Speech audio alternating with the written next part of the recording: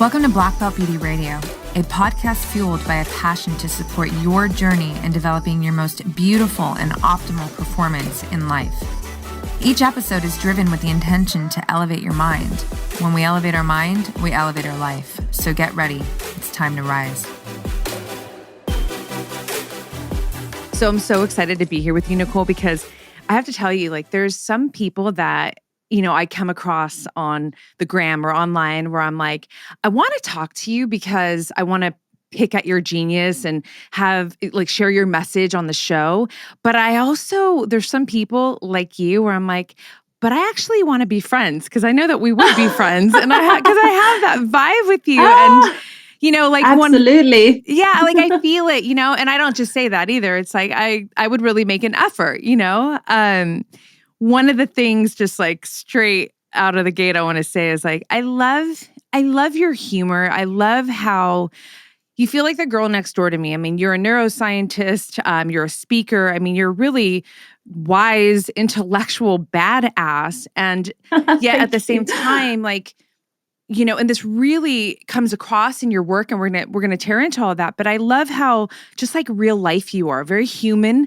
So it just and the beauty of that, I'm just gonna keep going with this because I think it's really important to really set the table to this conversation, is that I'm a geek when it comes to all things high performance, human potential. Neuroscience is such a big piece of that. And that's what drew me in, so many years ago.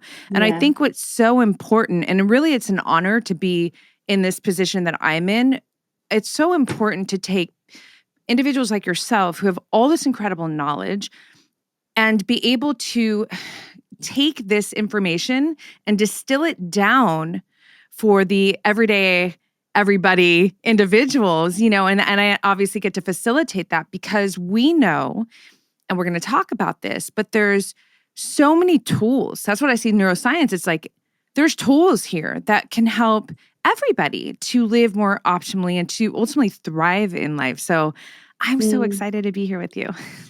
Yeah, I'm so excited. Thank you so much for having me and for that whole intro. I mean, that was amazing. It's someone thought I might have paid you to say that.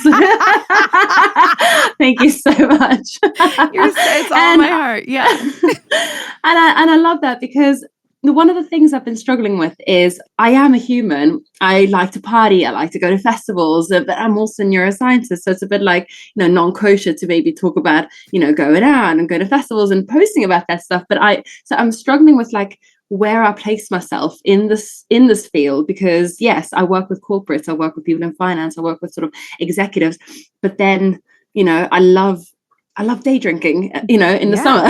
Yeah. I don't really drink that often, but when I do, I'm so it's and I am quite funny. You are, girl, your stories, everybody, Instagram now, I'm telling you, there are some things you put up there where I'm busting out, or even in the captions, I'm like, oh my God, this girl. So I'm really glad you say that, because I was always I wonder how I come across to people, because I want to still be funny, but I also need to stay professional to some extent. So thank you for that. Yeah. Well, just let's talk about that just for a second, because I think it's actually really important. I think what's happening now is, you hear neuroscience and it could be so intimidating to a lot of people. And it almost seems like, as a neuroscientist speaking to high-level executives and high-performing individuals, it's almost like you're confined to this space. And and that can maybe create that tension between, but what about this human shit over here? This is, I'm this and I speak to this, but I'm also this. And there's so many, neuroscience and the tools don't just belong in that category of individuals. It's what about the moms who, need to know how to regulate their nervous system to be a better for themselves and for their family. And to me, that's where I feel you're on the, it's the wild, wild west with neuroscientists, the new frontier. I think Huberman obviously has done an excellent job of really leading into this, the crossover, right? So I'm here to fully just support you in this, you being on the kind of leading edge where you are, super professional, super, accredited and your shit, just to speak in my language.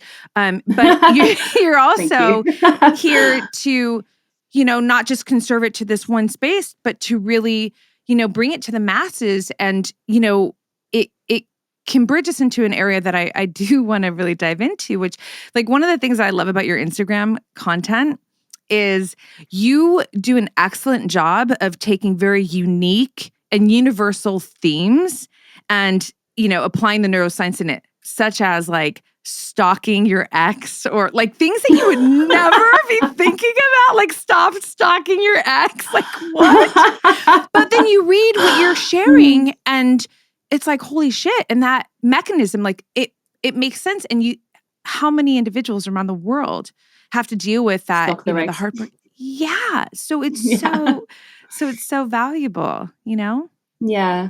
I get that a lot, and thank you. I mean, that's one of the things that I love the most about neuroscience is when I went into it, and I regret it now because obviously no one has a degree in hindsight, but at the time I was studying all these sort of like things on a nanometer scale, and I kept thinking, oh my God, this is so boring. I want to like make sense of it. Like my whole degree, it was so hard, and it was like so minuscule that I have no idea what I was looking at half the time. And now all I wanted to do was make it relevant to everyday life. Like, how can I make this relevant? How can I make that relevant? I want like big processes. I want to know what's happening in the brain. But then I hear people talking about things on a molecular level, and I think, shit, I really should have paid attention. So it's an element of both. What drew you to neuroscience? I'm so curious because I know you grew up in Italy, right? And you've been like traveling around the world. Right now, you're in the UK. What drew you into neuroscience? So I was actually born in Italy, and then I grew up in South Africa, and I've lived 10 years in Italy, 10 years in South Africa, 10 years in England. So time to probably go soon. Yeah. The US is calling my name. Yes. I'd love to. Yeah. With a British South African accent, I think I could smash it as well. People would be like, oh my God, keep talking. Exactly. Love it. But I don't know. I've always been fascinated with why we behave the way that we do. Why do we think the way that we do? And this is so mundane. But at the time, I remember I was about 16 and I stopped doing my hair in a particular way and just started doing it a completely different way. And I've been doing my hair like that for ages, and I didn't even think about it. And one day I went, how come I've stopped doing my hair like that? And I was like, that kind of triggered me to think about human behavior and all these sort of like the subconscious and all of that. And my father was very ill. He had schizophrenia, and I was always just fascinated by why, like how and what's going on in your mind, which sounds a bit sort of sadistic thinking about that as a child. Like, why are you so crazy? But I wanted to know what is going on. My neighbor was a doctor, so I used to borrow a lot of his books, and that I think helped massively. And I guess I wanted to get into medicine first with neuroscience to do the intercalation. I got rejected a couple of times from medical school. I had the grades to get in. I don't know if you have the same thing in the US, but in the UK we have something called the UCAT exam, which is basically like a preliminary exam that is like, it's not an IQ test. It's like a psychometric test, I don't know. It's so interesting about me. Like, I'm the absolute geek. I love psychology, neuroscience, physiology, biology, philosophy. This is my Netflix. But I was like, you barely can get me to. I was ditching and surfing in high school. Like, I didn't do college. Okay, let's take it back. I actually nearly failed high school. I had to redo everything in my adult years. That's why I went to university. So I had to redo my GCSEs at the age of 25, which is basically like just before you do your actual last bit of school, which we call A-levels in England. Okay. So if anyone listening, I don't know what that is, but what you do when you're 15, 16. But I basically had to redo all of that, then redo my A-levels. And then I could apply to university because I was flunking. Yeah, I was going surfing. Yeah. But See, I knew it. We were friends. Yeah. And it's so great to say that because, again, you think neuroscientists, like, your IQ must have to be over here. You must have to be a fucking genius. I mean, I think like I am. Yeah, you are. But maybe systems don't always work for us in the way that things are taught. I mean, that's me. I'm a Yeah. maverick. I'm like, don't control me. But anyway. We're just going to be making jokes for this whole podcast, aren't we? Well, actually, I want to ask you about that because I believe that when there's emotional impact, you're able to retain information better, right? Like one of the greatest examples here was like the World Trade Center. Like nobody's going to forget that, obviously. But I think the emotional impact, any kind of emotional impact, so even humor can help retain information more, right? Absolutely. If you care about something or there's like an emotion attached to it, you're going to be able to learn better. So that's why I actually did really well at neuroscience in my adult years versus high school in my younger years, because I didn't see the importance in it, right? Yeah. If you bump into an old friend on the street and say nothing happened, you just see them, you're like, oh, cool. 3 weeks later, someone says to you, what was the day and time? And you go, oh, I don't really know. I can't remember. But if there was a massive accident next to you, you would remember, oh, on Tuesday last week at around 11, I bumped into so-and-so, and then there was this massive accident, right? Yeah. So is that neuroplasticity? I know I'm going to throw us around. Yeah. So we're jumping a little bit, but yeah, totally. We'll go back there. I'm really good at that, by the way. I'll put a pin in it. You won't even know, and I'll bring us back. Good. Okay. So basically what that is you've got higher levels of norepinephrine and you've got higher levels of acetylcholine. So the more of those neurotransmitters you have, the more likely you're going to have plasticity. And you can only have neuroplasticity when those two neuromodulators and neurochemicals are active presently at the same time. Amazing. So what that means is norepinephrine kind of makes the synapses more receptive to change. They make them more active, if you will. Acetylcholine is like a cone-like attention on those on something. So for example, if you're listening to me speak, you are zoning in on the frequency of my voice. But if you wanted to, you could pay attention to my dehumidifier that is, buzzing in the background. Unless you pay attention, you can switch, you can tune into the frequency of that. So you have to pay attention. You have to have intention to learn something, right? So you can't scroll on social media and expect to take in a lecture like I did throughout my entire first year of neuroscience. I was going through a breakup, so. Well, see, now let's bring it back there. That was, and then we can get back to neuroplasticity. But no, I love that. See, and that's such a great example of how you're so easily able to just explain something that is more complex. I mean, it really is, but that was so easy to understand. I love it. Going back to your process, so it's funny, you say the why, and I kind of frame it, I'm a writer, right? And so words are really important to me, but I have this whole, it's like, I call it the why work. I love the why work because the why work leads, well, it's just the question of why. Like why? Go deeper, like introspective. Primarily for me, my work is, based in self-actualization, self-mastery. You're never going to get to, you want the truth, right? Whatever that is. Or just to understand, process your, like what's happening. So you have to keep digging the why, right? Yeah. So for you, I like that. When you said your father and then you just going back to that process of what drew you to neuroscience, I just want to bring you back there so we can move on from there. So, I guess I wanted to obviously study medicine. I didn't get in, but I was always wanting to do medicine with neuroscience. I didn't want to become a doctor. I guess I wanted to be a medic with the neuroscience degree, maybe go into neurology, because I was always just fascinated by the way that the brain works. And I can't really explain why. And I guess that it is maybe deeply embedded in some of the observations that I saw as a child, seeing maybe my family interact. I also read a book called The Boy Who Was Raised as a Dog. I don't know if you've ever heard of it. It's a medical psychiatrist called Bruce D. Perry. Okay. And basically he talks about all these weird phenomena with children who go through these very traumatic experiences. And he breaks it down as to what's happening in their brains. And the premise is that throughout all of these traumatized children that he saw, all of the ones that were placed in loving homes or had a network around them, they were the ones that thrived. They were the ones that could actually get over it. So, you know what I want to ask you, kind of just jumping around again, which is a constant theme for me, is this morning I was thinking, so I have it's called my me time. It's my morning ritual.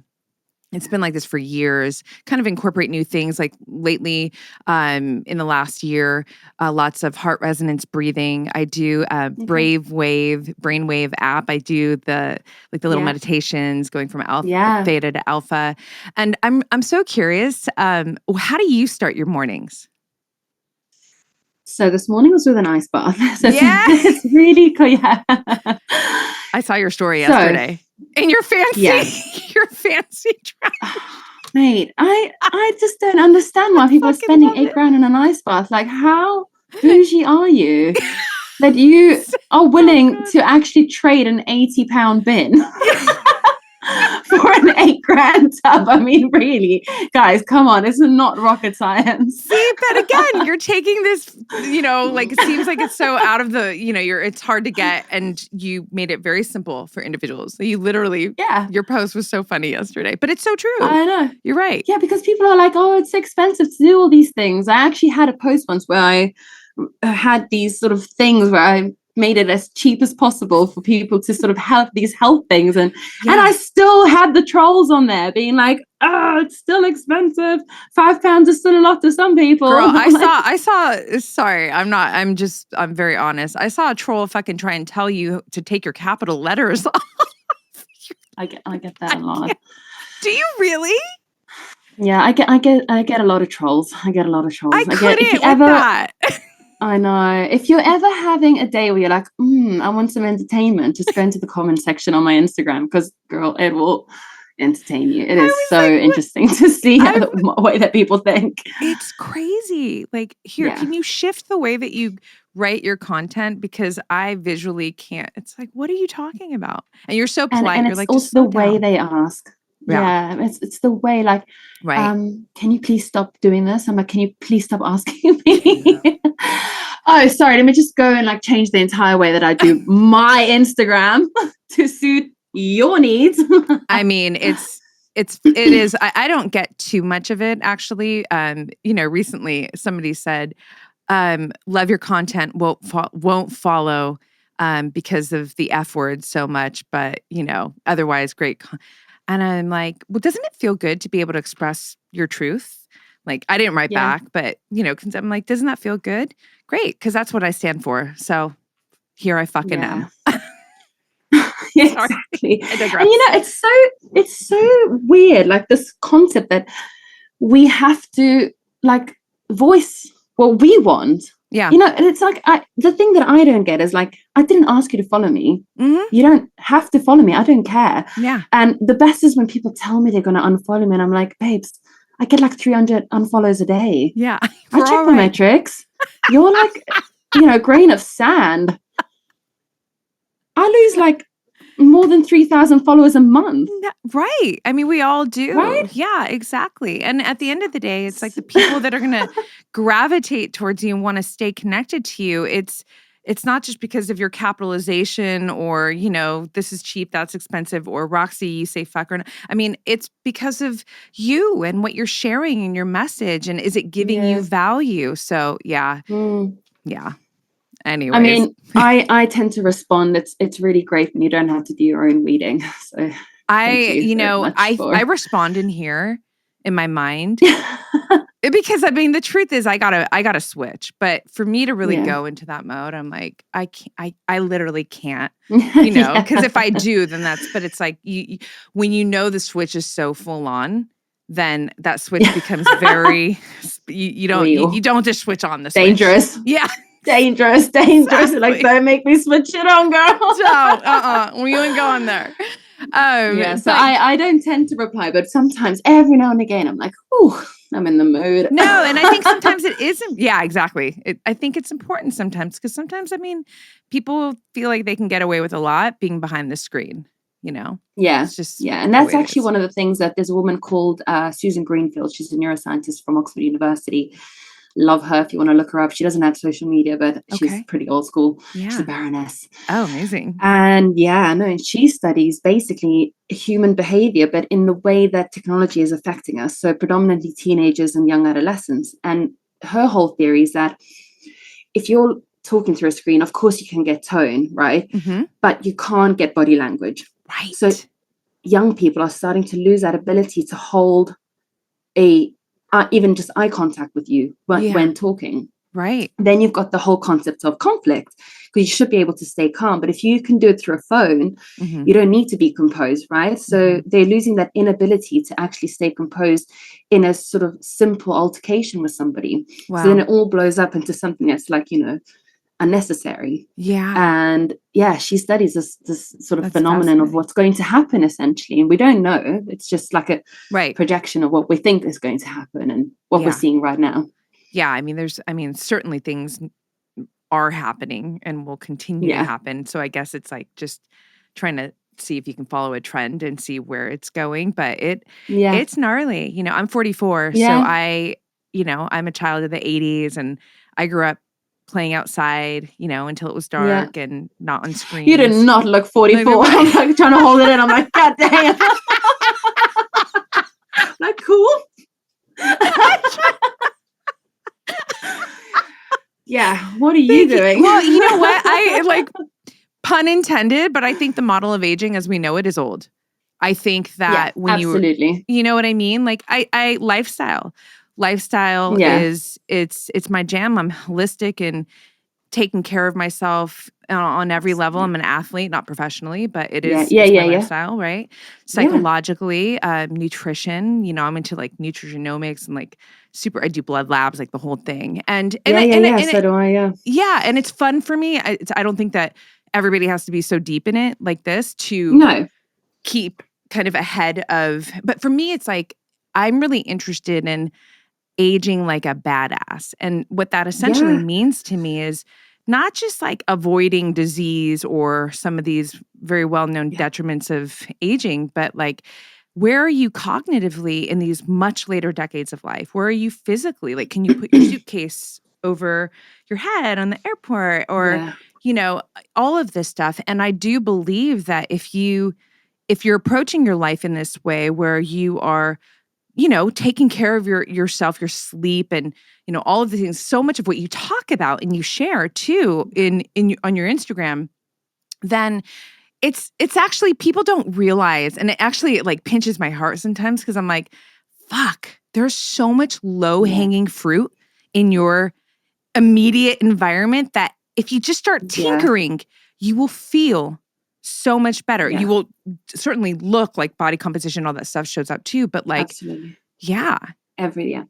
And the thing is, I love that you said that because so many people, especially women, think that they are destined to sort of hit a slump at age, 35. Yeah. Oh, it's all downhill getting younger from here. now No, because of Instagram. No. Yeah, no, it's not. It's not. And I actually posted this thing. I don't know if you remember. It was about basically, it was a paper that came out that basically suggested, it's only one paper, so of course we can't go off the back of that and completely change our theory and everything, but it was basically saying that there is evidence that our metabolism doesn't actually change between the ages of 20 to 60 years old. You put that out recently, right?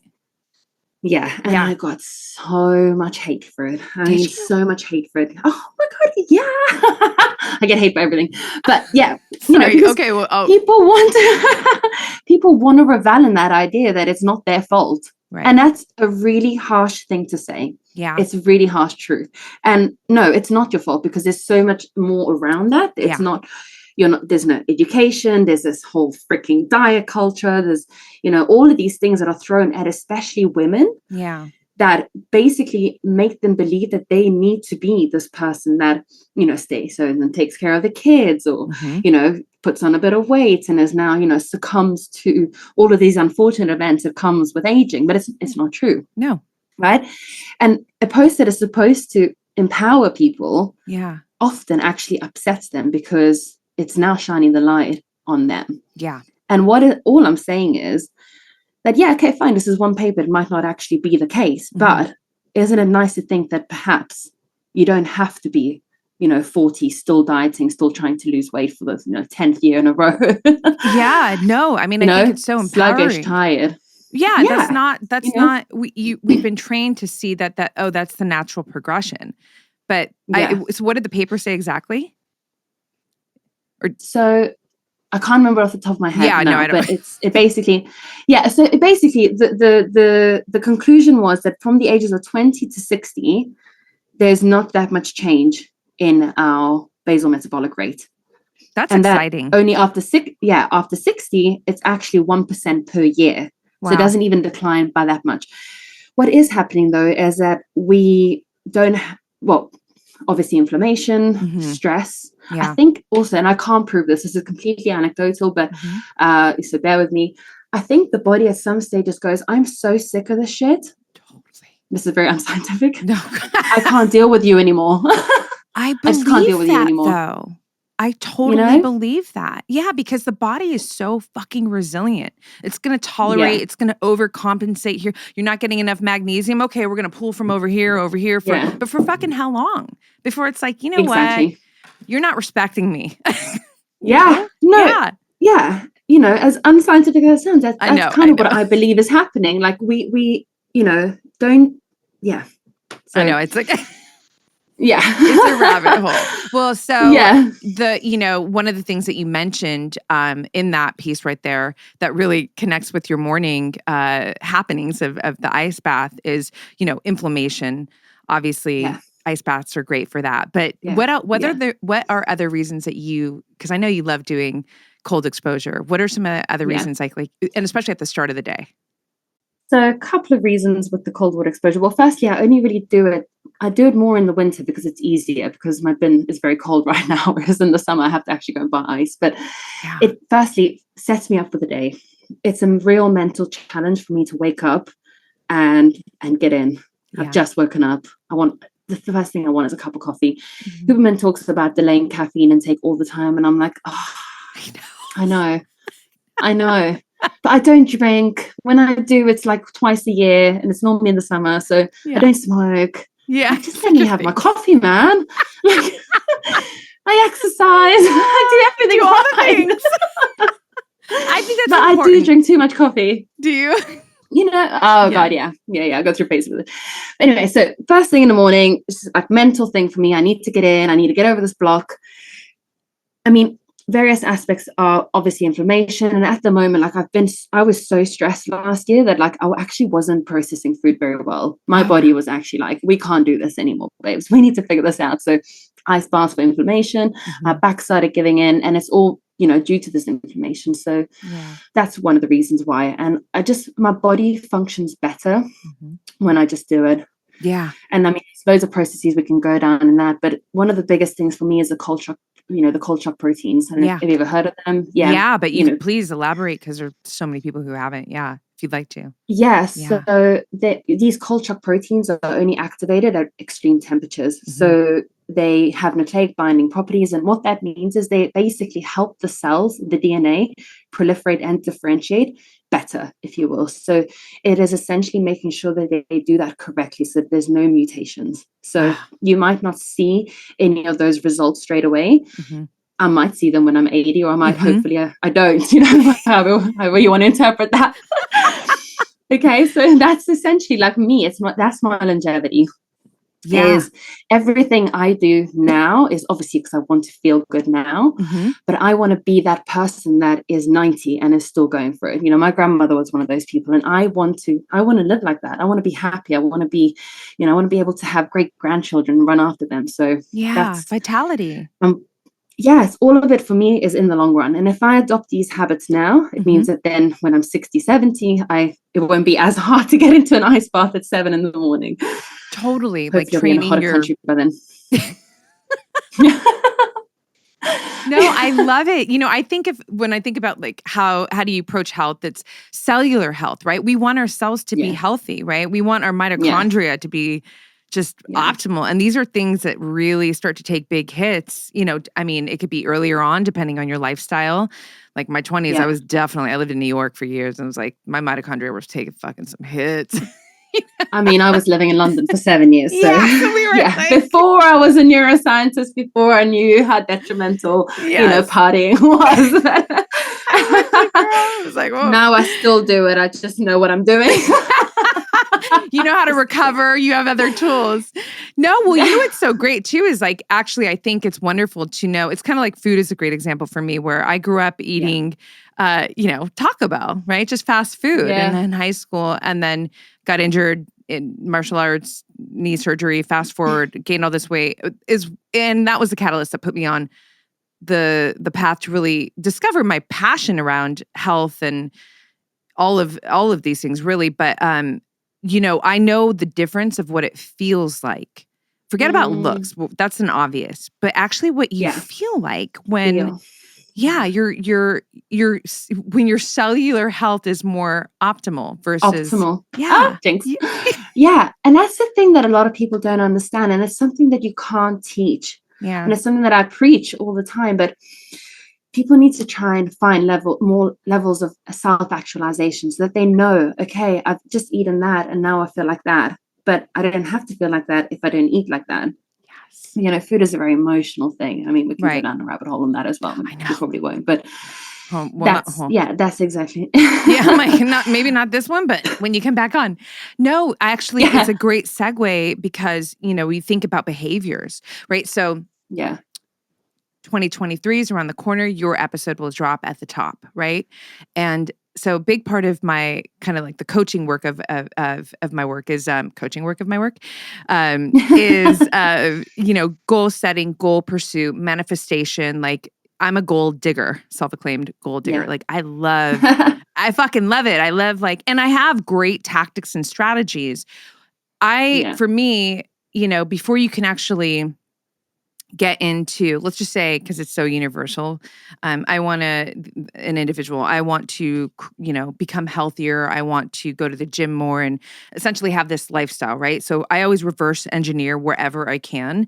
And behaviors come before habits, right? And then habits shape the, do you, would you say something? Ooh, please. I would say the other way around. Do you really? I think so? Okay. Because you can pick up a habit and then you become your habit. So say you want to become a runner. Yeah. You pick up the habit of running and then you're a runner. But I don't know. I guess it depends. No, I think you twist it both ways. No, I love it. So my thought is before, because if an individual doesn't have how do you get to the habit? Well, so I think everything, especially in this regard, is well, what's the identity of a runner? Well, a runner's probably, let's just say it's oh, I have to work 9 to 5. So a runner who doesn't have that much time is probably maybe going to set out their running clothes in the morning and go to bed early. This is behavioral stuff, right? Or that's how I see it, but I'm so open to your, right? So I think we can interpret this in any way, to be honest. Really? Okay. I think we can twist it both ways. But what I'm thinking about is, so habits are mostly sort of ingrained in your basal ganglia, in sort of the sort of lower parts of the brain.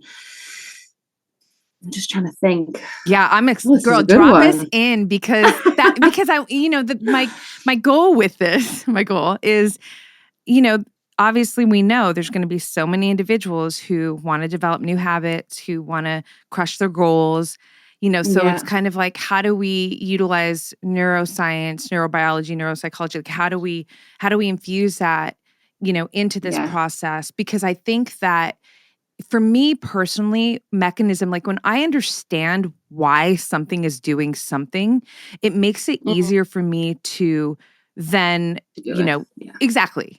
Yeah, so, absolutely. Knowledge, I always say, so acknowledgement and knowledge is always step one in anything you want to do. If you already know you've planted that seed, if you want to change something, but you're aware of it, you've already planted that seed for change. Yeah. And I think people want these crazy, big answers, but we need to remember that that's the most important part. Yeah. The fact that you've even acknowledged that, because that's the seed. You can't grow anything without the seed. Right. Yeah. It's so true. Yeah.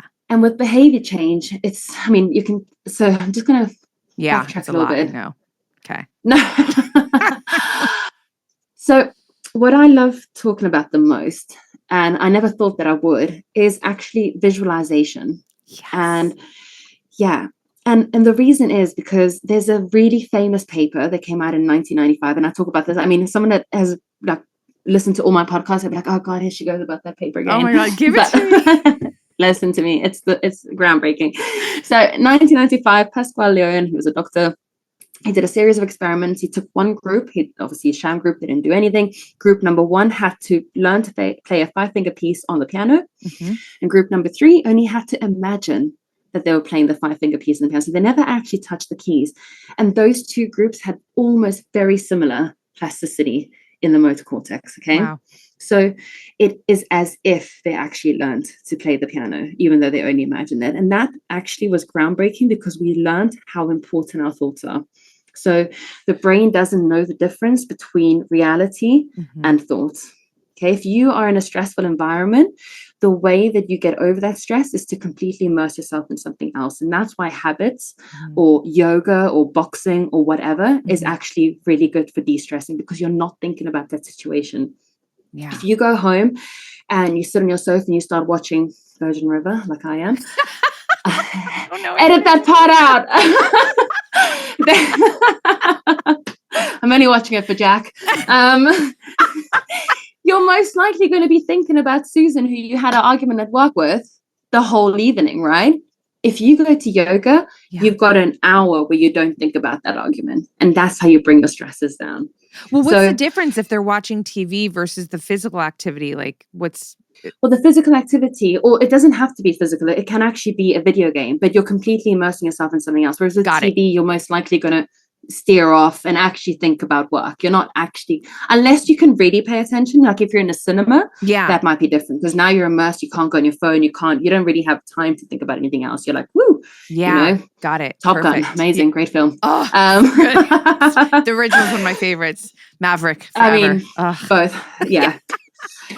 So I love it. So that goes to show how important our thoughts are. Yeah. So if you can think about how you're going to execute your day, I'm going to wake up, I'm going to pack my clothes for running, I'm going to run, I'm going to feel amazing. Your brain now already knows, and it's starting to integrate this pattern of neuronal firing that is sequenced for you to become a runner, for you to go for that run. It's a pattern. And the brain doesn't know the difference between right and wrong. Yeah. It just knows what you tell it, this repetition. So if you repeat, I'm going to wake up, I'm going to go for a run. You wake up, you go for a run, and then you do it again the next day, and then again the next day, you will become a runner. Yeah. And that's the same thing with negative thought patterns. People that ruminate, it's a cyclic snowball effect that just ends up, crashing down into like this depth of despair where you're actually ruminating more and more and more, and it becomes who you are. Yeah. You become this negative person that's ruminating, and that has other sort of cognitive effects on mood, mental health, etc. And we can go down a rabbit hole on that. But essentially these individuals, and including myself, I've been down that route. You are repeating a particular thought, and the brain doesn't know this is right and this is wrong. It just knows that it's being repeated, and it's going to integrate that thought pattern. So whatever you're repeating is what you're going to become. And it's quite hard to sometimes break those patterns, but you can interject. So what I get to do with my clients is, say they had a client who was sort of suffering with ruminating thoughts, very negative thought patterns. And that was really interesting, because she learned that behavior from her family. Her family are always bickering. Her family are always talking shit about each other. They're always sort of arguing. Yeah. And she, through observational knowledge as a child, grew up and learned that this is what we do, until she sort of became an adult and realized that this is not normal. So what I got her to do was, every time she had a negative thought, you interject that thought pattern with something else that you want to do. So you don't pretend that it hasn't happened or doesn't exist. You just go, okay, this is the sequence. Let's talk about this objectively. These are these neurons that are talking to one another in this particular pattern. Yeah. Now we're going to add in something else. I actually told Nicole I wanted to start drinking more water. So I'm going to go and do that. Now that pattern is different. There's an extra piece of the puzzle. So it's a little bit different to what normally happens, which means that now you can start dismantling that firing pattern. So one, you've interjected. You can think about doing something else. You can go and drink your water. By the time you've had that water, you can then analyze, are these thoughts fact or fiction? I always play fact or fiction with my clients. If it's fact, can you change it? Most probably.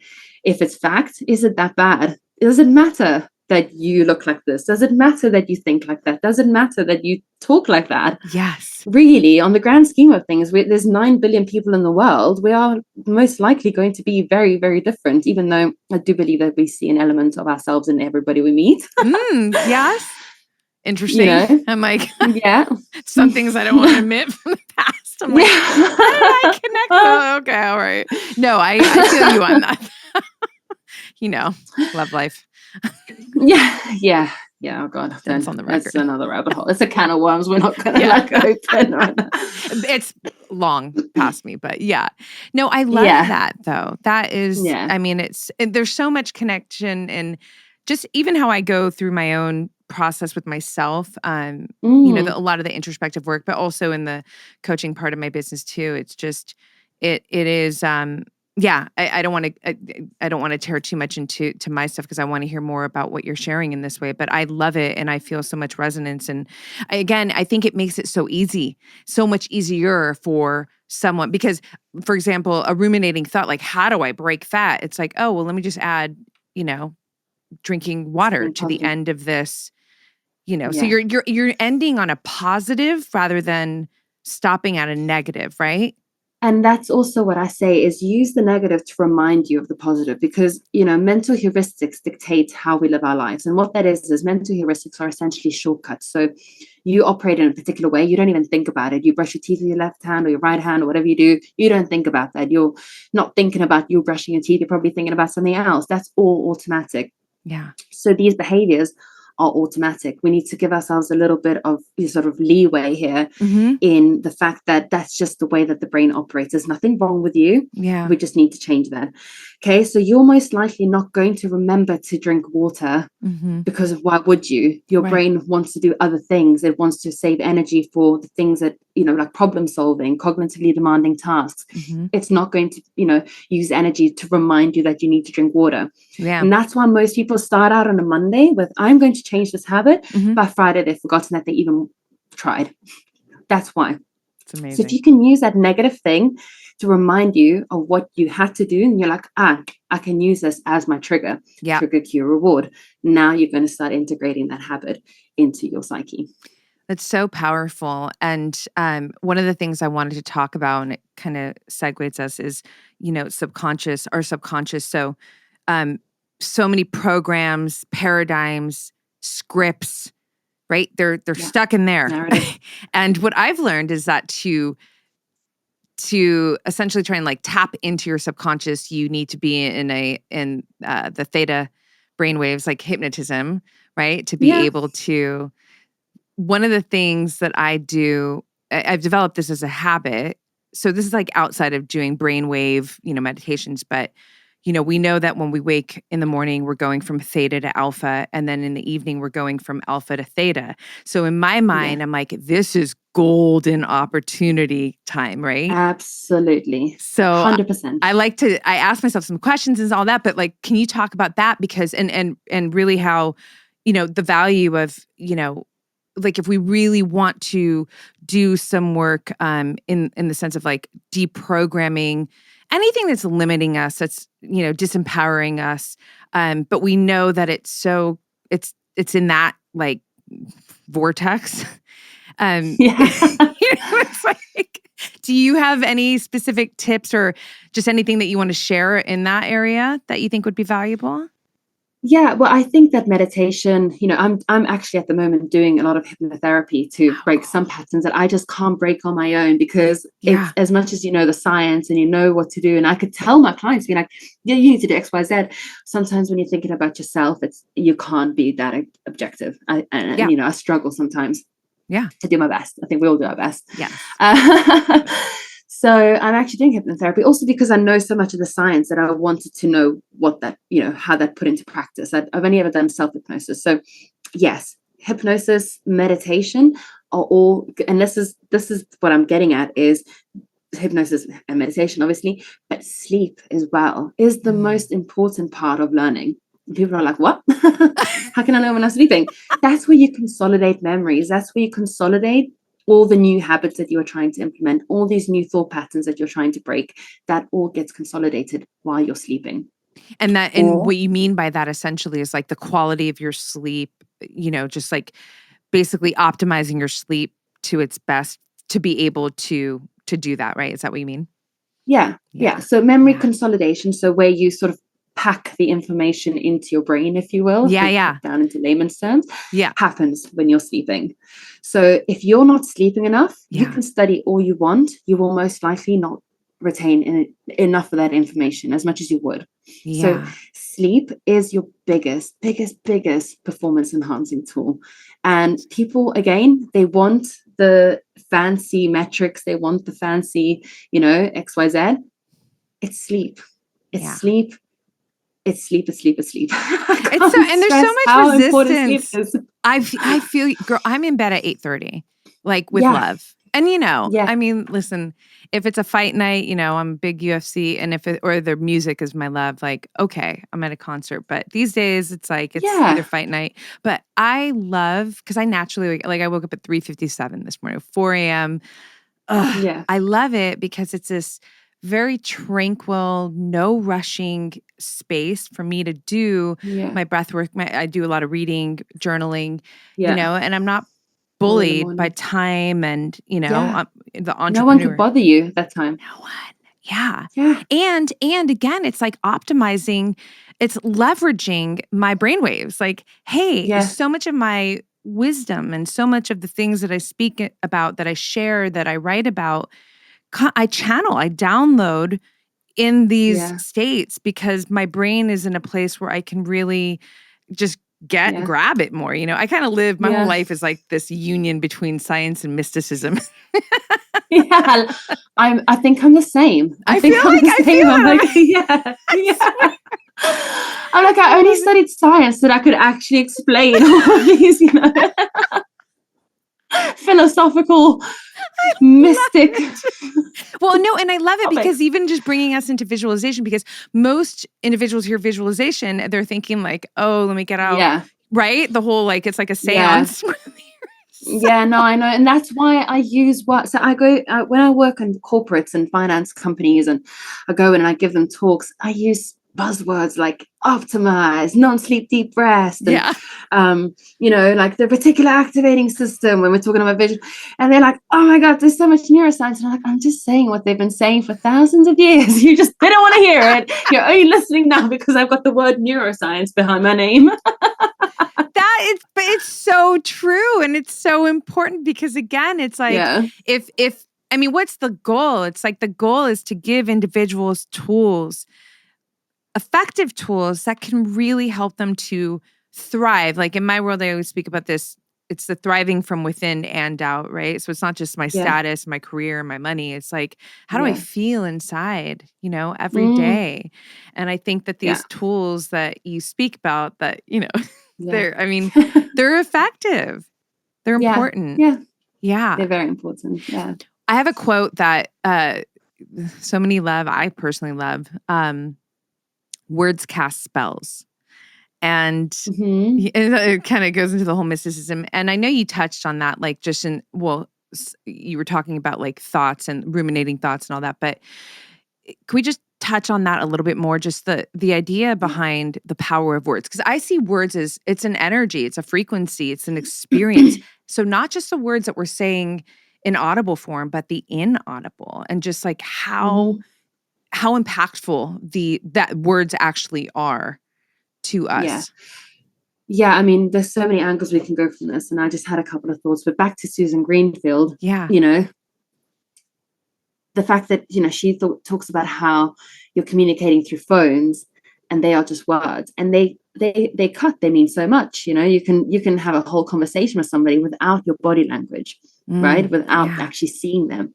Right. Then on the other side, I can have a full-blown conversation with my dog and not say a single word, And you can do that with humans as well. Like, I know my partner so well that I know from his body language and what mood he's in, and you can have a whole conversation with someone without, actually having to say anything. Yeah, because of energy. Which I think is really important. And I think these little nuances we pick up, and you can't explain them. They're so nuanced. Yeah.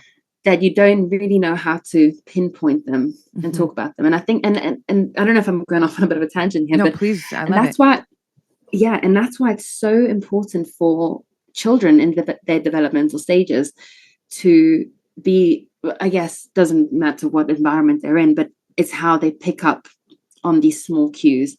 Like my niece has been staying with us, and I think, I can't remember, said something like, I can't remember what it was, but it's like obviously a mannerism that I have.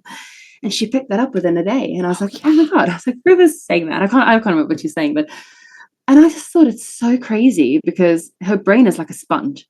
She's going to be taking in everything. So my sister's mood, my partner's mood, you know, everything. I see and it that's in my why, family too. Yeah, it's crazy. And that it shapes who you are from such a young age. Like the age of, she's 2, she's not going to remember any of this, but she's definitely learning how to be a human. Yeah. By the way that she sees us being human.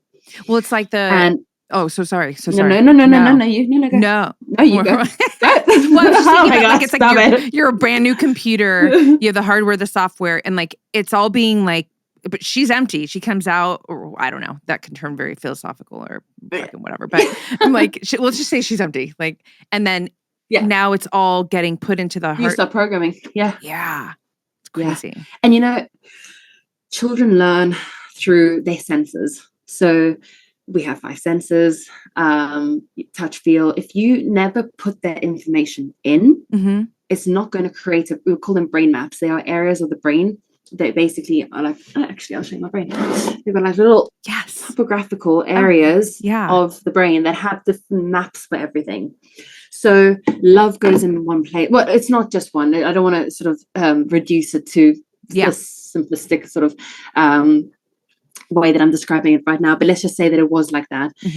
If you never teach a child how to love, something else will take over. It won't know how to love if it doesn't come in. If it never sees the color black, it will never know the color black. You see what I'm getting at? So totally. All these things that are coming in are what's coming out. And the notion that, you know, we finished developing at the age of sort of 23, 25.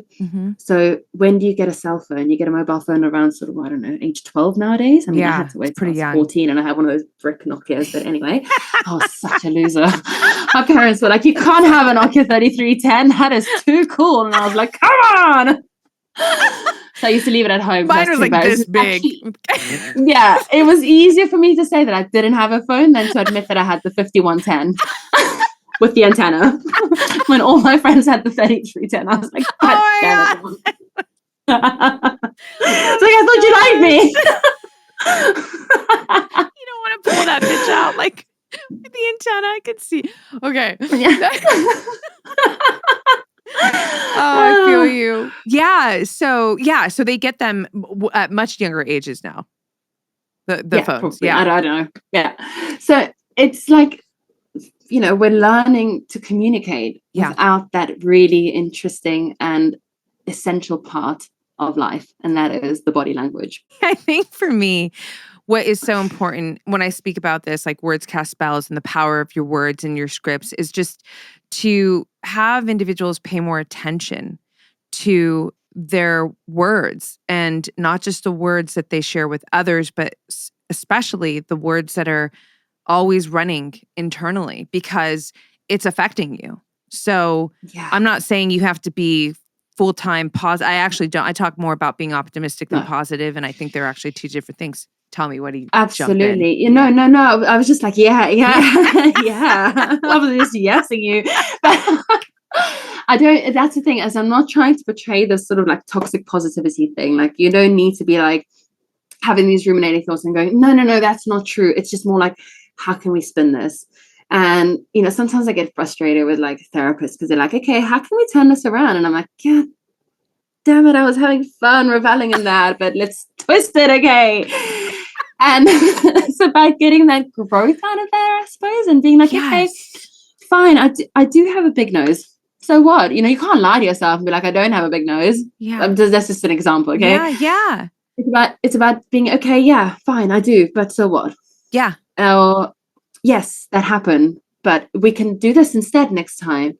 Instead of going like, you know, just this whole like blanket throwing it under the rug. And that's not what it is. It's not pretending that it doesn't exist or pretending that actually this is very positive. Yeah. It's about being able to acknowledge that it is negative. It is rubbish. You do want to change it, but you can. And I think that's where the key lies, is that people didn't really understand up until recently that our brains are plastic. We can change. And back to you saying these thoughts that or these words that you say to yourself, Mm-hmm. I used to complain so much. And one time, one of my flatmates was like, oh my God, I can't hang out with you. Like, you complain all the time. Oh, shit. And I was like, what? Okay, so acknowledgement, if you remember, I said is step number one. Yeah. That planted the seed. And now every time I went, I was like, oh my God, I'm complaining. Because it was so deeply ingrained in my behavior that I didn't even acknowledge it. It was a heuristic. It was a mental heuristic. Completely blocked it out. That was just who I was without me realizing it. Yeah. Now that I started paying attention, again, we're talking about attention and neuroplasticity. Yeah. You need attention to make changes. Yeah. Every time I started to catch myself complaining, I'd be like, no, we're not going to complain because we're doing this out of habit. Mm-hmm. And it's a very, very bad habit. We're going to stop that now. And I just don't complain anymore. I mean, I barely complain. I've always been very much a doer. Yeah. But I like to complain along the way whilst doing it. Whereas now I just do. Never complaining. You know, it's interesting because I think that, I think some things are just a pattern and you're not you as in anybody, us, me included, we're not aware of it until we're aware of it. But then I think that there's also something about and one would maybe not put these two things together, but people tend to they like familiarity for the most part, right? Uncertainty. Yeah. We prefer familiarity, certainty. Yeah. But we know for brain. Sorry to interject you there, but that's why visualization works, because the brain likes what it knows. If it knows that you are going to do X, Y, Z, that thought, we know this is important as the behavior or the actual action of you doing the particular thing you're thinking about, the brain's going to know where to go with that. So it's easier to then execute. I love that. I definitely, when I go into meditation, it's never quiet. I have this whole relationship with my higher self. She's called my muse. My whole community knows. She's also future self. She's a future version of me. I love it. She's also called the woman in the mirror, but she is me. And I'll tell you a very weird story in a minute. Oh, good. I can't wait. No. Yeah. Hold that thought. It's my little witchy, it's just, but it's, I swear it's crazy and amazing. When I say crazy, it's amazing. I can step into meditation some mornings, right? I could be maybe hormonal or whatever it is, but my frequency is a little lower that morning for whatever reason, right? Yeah. And when I go into meditation, she's never where I am. She's always in this composed, just very, soft, and just her frequency is so steady. So, which is so interesting, right? Because she's me, but she's not matching my energy. And then she'll always ask me questions that help me to come into a higher state myself. And then I leave meditation, but I'm also visualizing a lot. That's where I was connecting this. And I visualize a lot of different things. I would pay so much money to be in a brain for one day. What is Roxy doing today? I start sweating. We swap brains one day, Freaky Friday. People jump on Instagram stories, the story takeover. We just do brain takeover. Yeah. I need to know. I would Oh my God, I love it. Yeah, no, I love it because I mean, listen, I can tell you that, already in my life.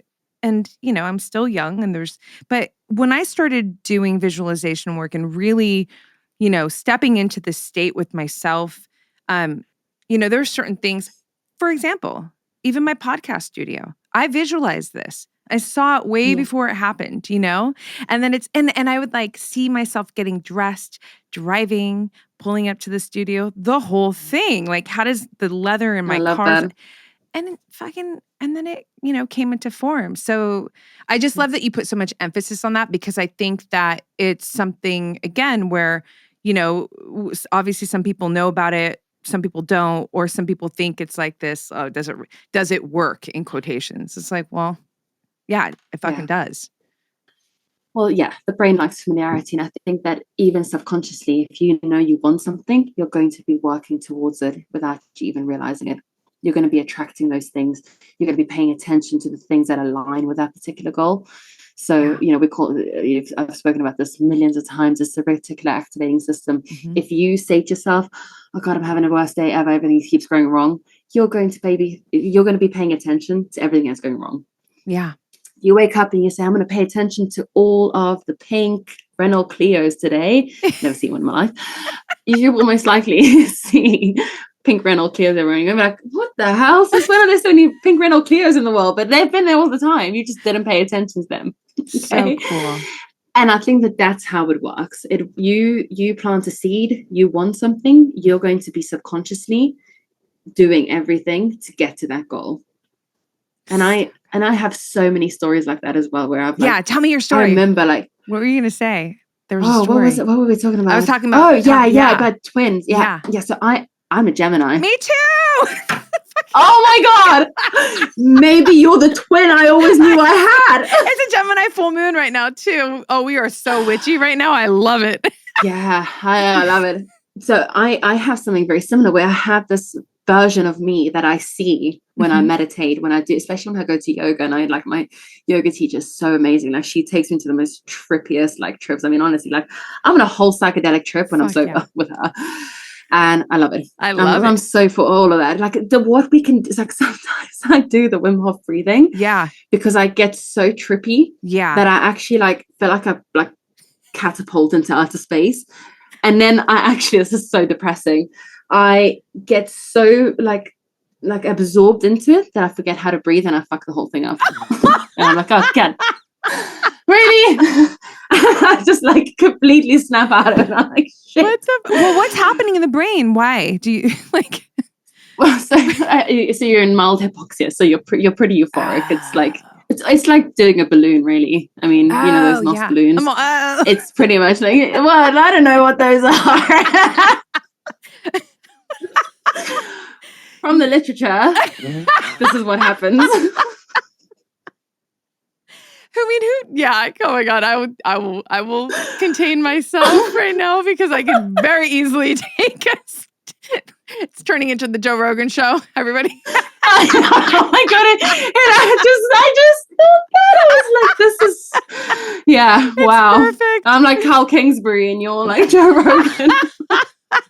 Talk to me about the three now. My audience is used to it. They fucking know. It's the best. Hey, and you know what? They're probably retaining this information even more, just like we said. Yeah, right? because it's so much fun. Exactly. Exactly. So you have a twin. I'm so excited. I have a twin. Yeah, I have a twin. And it's I remember I was once in this yoga. I was going through a really bad period of my life. I just moved to Bristol. Bristol is where I came to study at University of Neuroscience. My boyfriend was supposed to come with me, and the day I got here, he dumped me over the phone, and I was like, we've been together for 4 years, but anyway. So I was going through a pretty rough time. I didn't know anyone. I was in my adult years going to school with 18-year-olds. I felt pretty stupid. I was like, oh my God, I'm 8 years older than them. This girl turned around to me one day and was like, how old are you? I was like, oh my God. She's like, no, it's only because you've got tattoos. And I'm like, just turn around, don't talk to me ever again. Really? So I felt like a bit of a failure, my boyfriend just dumped me. Anyway, it's like a movie. And I was in this yoga class. I was in this yoga class, and she took us through this whole visualization thing. And I remember almost seeing a second version of me sitting. I don't even know, maybe on me. Yeah. And how kind of those cartoons where they've got the submarine sort of checking out that the coast is clear. I felt like that version of me was doing that for me. And she was going, coast is clear, you're fine, it's okay, we can do this. And I completely it sounds crazy, but I completely healed, if you will. Yeah. Because I was like, I don't need a friend. I don't need a boyfriend. I just need me. Yes. This is my friend. I have a best friend. Yes. And yes. And I'm going to send you all of the memes that my siblings send me because they are hilarious. They're all about how Geminis talk to themselves. Oh my God, please do. So I'm just having conversations with myself. It's sorry, I'm really busy. I got plans. And it's the plans hanging out with me. Yes, it's real. That is literally me. It is. We're so I've got a date with myself. It's so real. Yeah. I talk to myself more. I mean, we all do more than anybody, but no, I have real conversations. Yeah. And they work. I needed that. Yeah. Because my whole life I was looking elsewhere. Yeah. I needed a boyfriend to fulfill me. I needed a best friend. All I wanted was a best friend. Yeah. And, I didn't. It was me. Yes. And so I've got this twin that I just, and Yeah. No, it's great. So when Nicole, you said you're that, I was like, literally whoa. speaking to like the center of my work. I mean, I have a digital course. It's all about your future self. But again, my future self, it's not a new concept, obviously, but future self for me it's the highest expression of yourself. And she's, I coach women, but she's always in front of you. She's always leading you. She's your North Star, right? And ultimately, she's your ride or die, how I frame it. She's your ride or die. She's your best friend. Absolutely. She's your muse. And, I'm so passionate about, supporting as many women as I can. I mean, my coaching is centered in women. The podcast is not just women, but, to realize that this expression of them, I always capitalize myself when I write SELF. This love that. expression is within you. And is there, you just have to access, you have to create the connection with this expression of yourself. And when you do, and you really forge a bond, everything changes, like your submarine moment, because you realize that it's like you get into a state of wholeness. And even in the example, that I gave to you, if there's a morning where I'm off or whatever, in any moment throughout the day, I don't even need to be meditating. Some shit gets thrown at me and I'm like, Muse, like, tell me, like, and I just, she always roots me into my heart and centers me and can guide me. And, I've been in this for a long time, so I'm really able to access. And I also feel that it's the voice of the intuition, but I think I just love that you shared that, because I believe that, we, for the most part, I'd like to say that I believe that the majority of us have this, this expression in ourselves, and we just have to do the work to forge that relationship. And when we do, you just function at a different level in life, like our different, And the thing is, so bringing it back to science, because that's what you brought me here. Listeners, I'm right here for the whole science, the whole package. The listeners are like, I thought this was a neuroscience podcast, and I'm just learning about your secret twin. I love it. I'm gonna go now.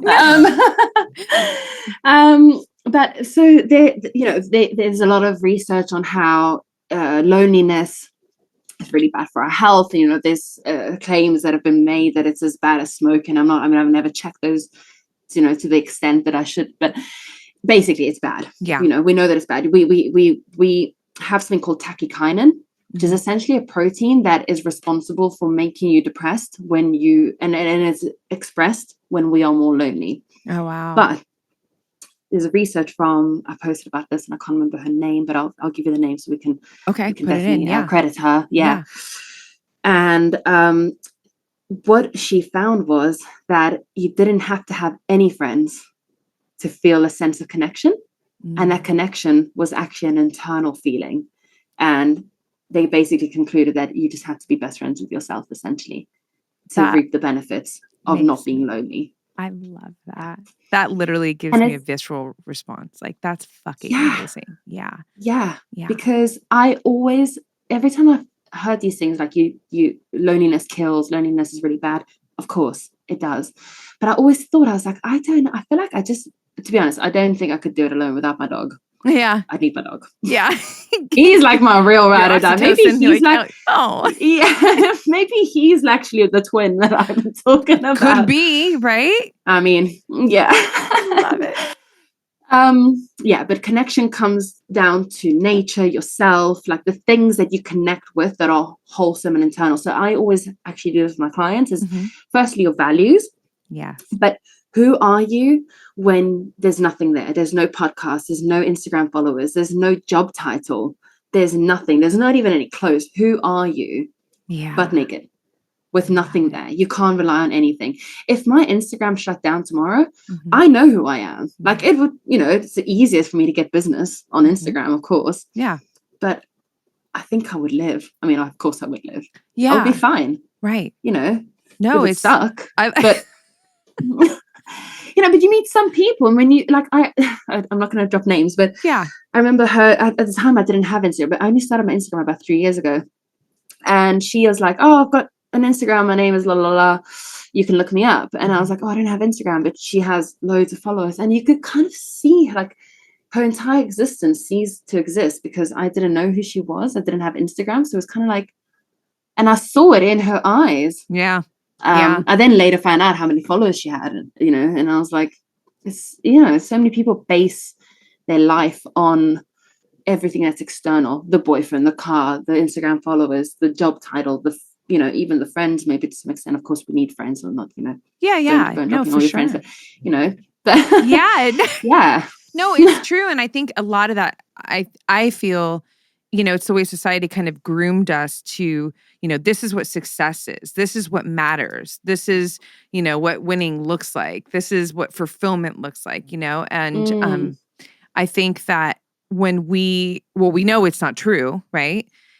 I'm a firm believer that the inner shapes the outer, and that when you can cultivate this, you know, like intrinsic motivation and validate yourself. And it's not to ever disclude, obviously, I think there's a place for external validation, but it is to say what you're saying is I do it all the time when I post on Instagram. I mean, we all do. Like, we create that content. We want it to do well. And when it does well, it feels good. And when it doesn't perform as great, I mean, you know, there's that too. But, I know you put up a post recently about rejection, and the importance of it. But, which I feel like when your Instagram post doesn't do great, it's like a form of rejection, or it feels that way, you know? Yeah, of course. And it doesn't feel nice, but no.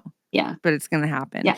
But yeah, I mean, just to kind of echo what you just said, I think that it's so important for individuals to know who you are outside of what you do, who your friends are, how much money you have, like all of those things, you know?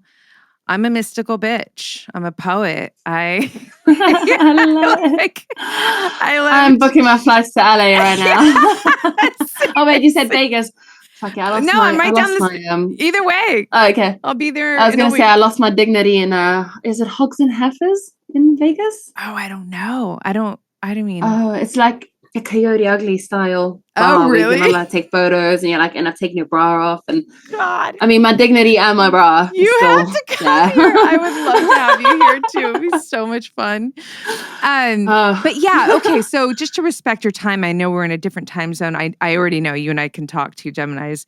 Oh my God, I could literally go on forever. I know. I'm gonna have to bring you back on. I want to know though. You know, I have a couple of fun questions, but I do want to ask you.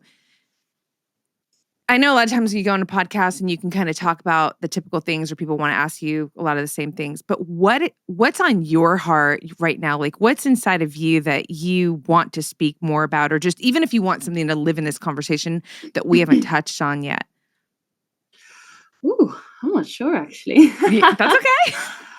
That's a big question. Yeah. Can you ask me one more time? Yeah. So is there anything that we didn't speak about, or maybe something that you don't get asked a lot that you actually love speaking about, or you're really passionate, maybe something new that you're learning or you're intrigued by, or anything in that zone? I mean, it could be outside of neuroscience too, because again, I'm here to highlight you too.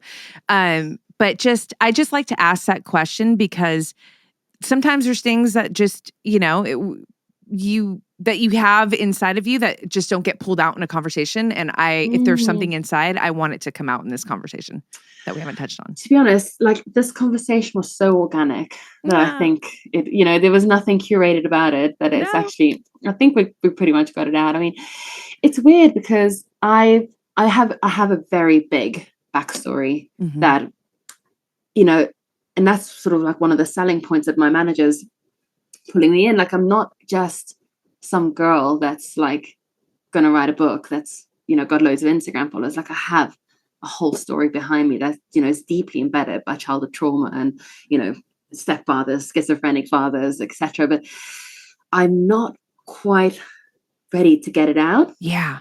But not because I'm not ready. I don't know if the world is ready. And I think I'm also a big believer in making these things organic and not pushing anything. So I believe that it will all happen in due course as it needs to. Yeah. You know, someone will maybe, like Oprah Winfrey. I adore it. Soon. Will get me on a talk show, and then it might feel more organic to come out. I don't know, you know? Yeah. Yeah, totally. Does that kind of answer your question? Yeah. No, yeah. No, well, I love that because it's like a teaser too. You just totally teased us. Doing this on purpose. I know. You mysterious bitch. I love you. Like, wait for my book. New best friends. I swear to God. Like, you're a poet.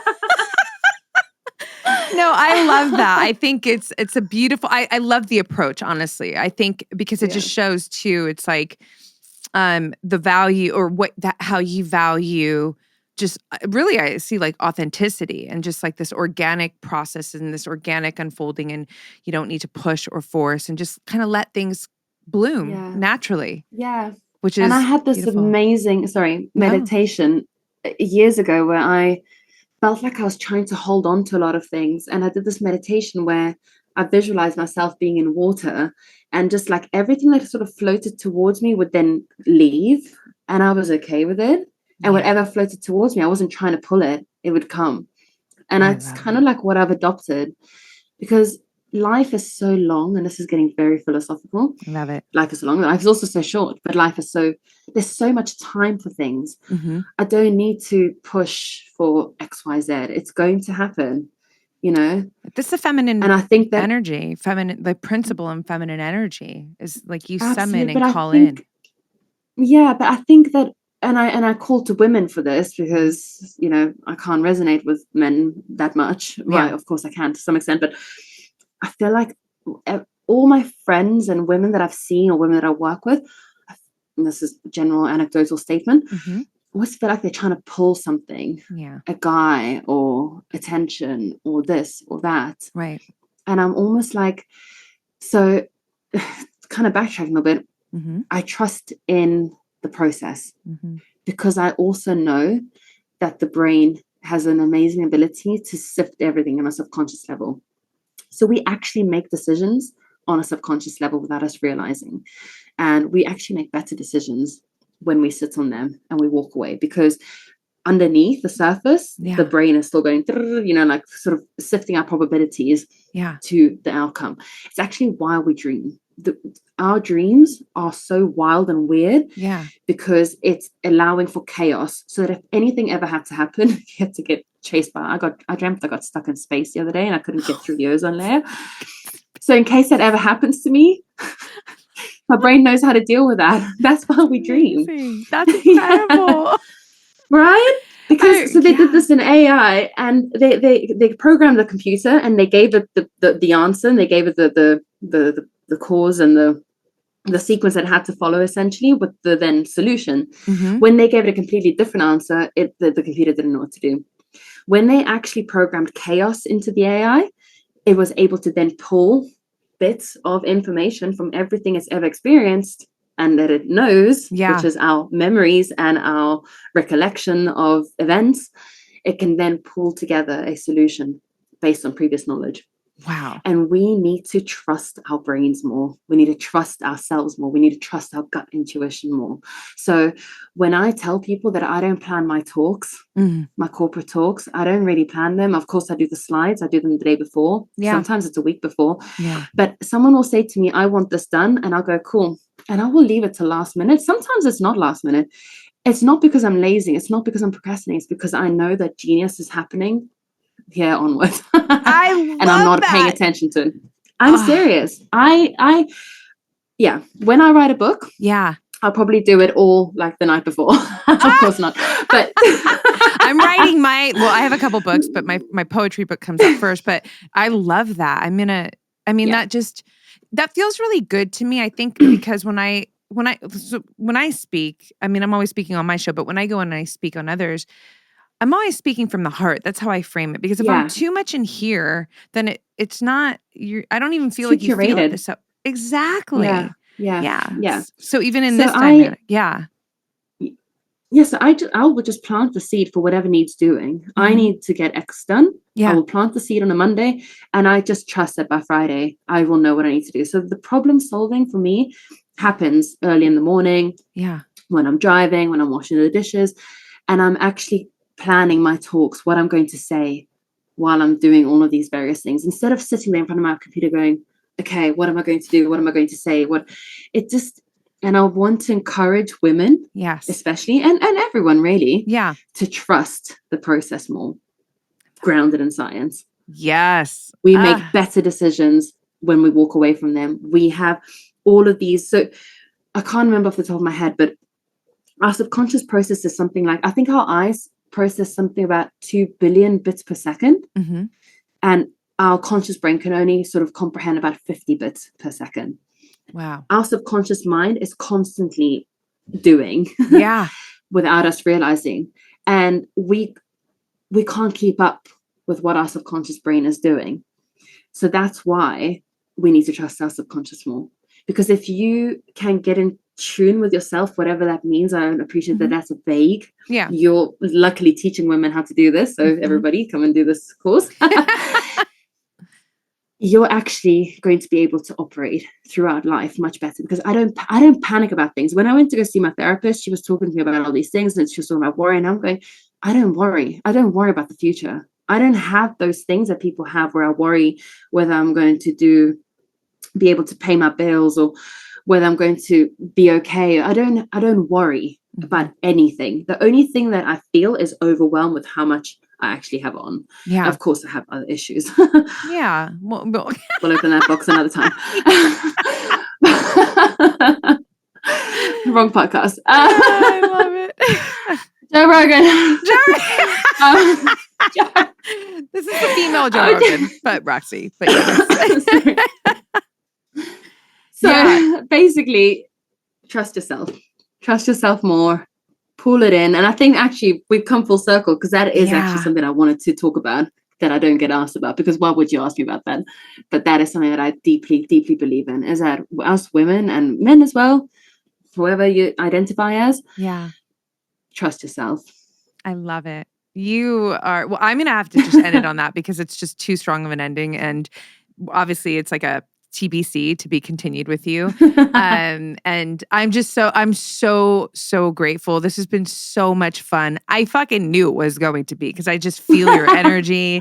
Me too. Thank you, girl. And when you're ready to come this way, whatever city, LA, Vegas, I'm here to, hang out with you, and just really like so here in support of you, Nicole, because again, thank you. Just, with all my heart, because you as a beautiful woman, as a heart and soul, but then you also, with being a neuroscientist and having really valuable, you're a contributor.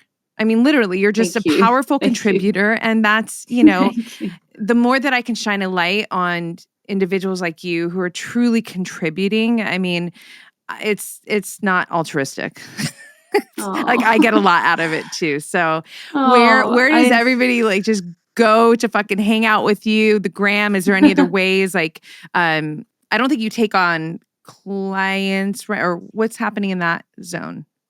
So I've got a group coaching course launching in February, which is called Rewire Your Narrative, which is basically kind of almost everything we've spoken about today. So how we can change those patterns, those narratives, those behaviors, those thoughts, those things that we say to ourselves that we have been programmed to say to ourselves for so long. I mean, I have clients or people that come to my group coaching course that are in their 40s, 50s, 60s that are still inhibited by something that their parents told them when they were 16. Yeah. Okay. And that's so common. Yep. It's a recurring theme that I get from everybody. Like, I have this thing I say to myself that has completely inhibited me from doing X, Y, Z. Yeah.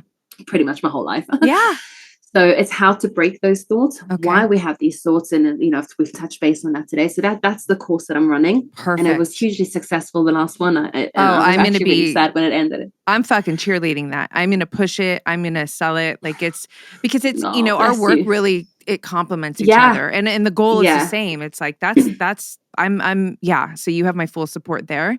So and me yours. So I mean, honestly, like, I'm like literally considering going on Skyscanner in a minute, just checking out flights to LA, which is something that I've been wanting to do for a while. So I'm gonna go and I'm here. Spend my evenings. Yes, I mean it. To party in the USA. I love it. And I meet Miley though. Oh my god, I love Miley so much. God, I love you. Yeah.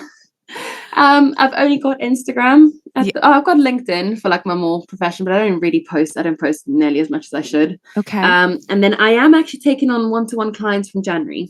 So I do work with people one-to-one if anyone is wanting to. I'm opening up my diary in January. So and is that website and everything's in the show notes, but just so people really can hear it.